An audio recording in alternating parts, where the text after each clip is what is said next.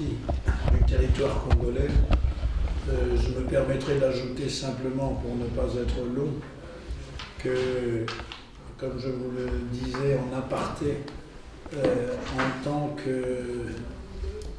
qu'historien géographe, avec une petite formation de géographie, sous des maîtres que vous devez connaître certainement et qui étaient remarquables, je pense surtout à Pierre Georges, à Andrèche, et puis quelqu'un qui était notre assistant et qui depuis est devenu plus connu et qui est décédé il y a quelques années, c'était Coquery.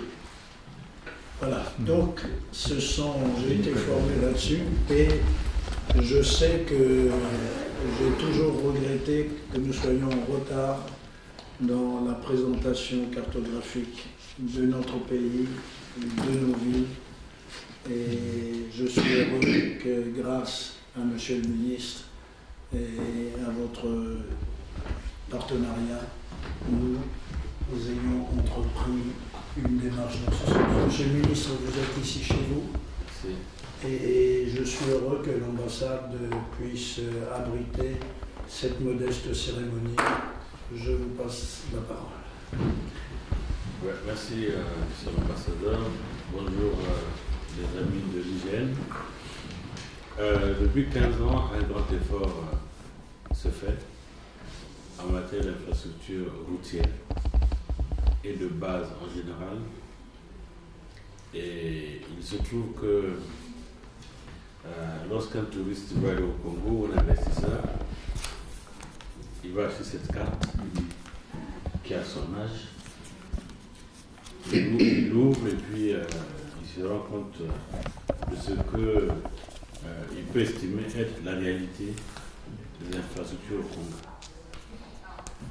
Bon, nous avons ensemble travaillé depuis bientôt quelques mois pour mettre à jour cette carte, puisque depuis 2009, singulièrement, nous avons bitumé 3000 km de routes supplémentaires. Nous avons ouvert en plus 8000 km de routes latérité carrossables en toute saison, sous la pluie comme sous le soleil.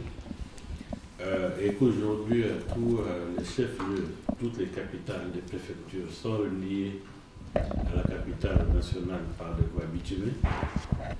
Et qu'également, au jour d'aujourd'hui, aucun village n'est plus enclavé, ce qui a été un facteur décisif pour amorcer la lutte contre la pauvreté. En prenant le simple exemple qu'un paysan qui faisait l'autosuffisance alimentaire pour lui-même, il fabriquait un pain de manioc, maintenant il peut en fabriquer 10, sachant que, en mettant les neufs au bord de la route, un camion passera pour l'acheter, ou lui-même prendra un camion pour aller le vendre en ville, ce qui lui fait donc un revenu.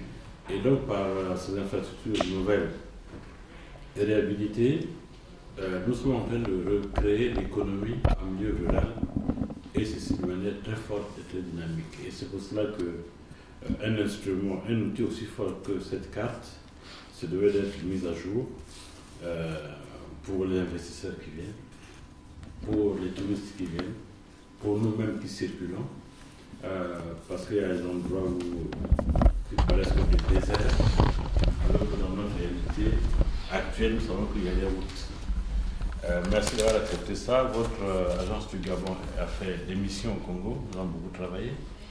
Et aujourd'hui, donc, c'est un peu le clou pour signer notre protocole d'accord et avancer résolument vers la mise à jour désormais régulière, puisque nous avons retenu une base de données routières permanente pour qu'à chaque instant tout soit mis à jour.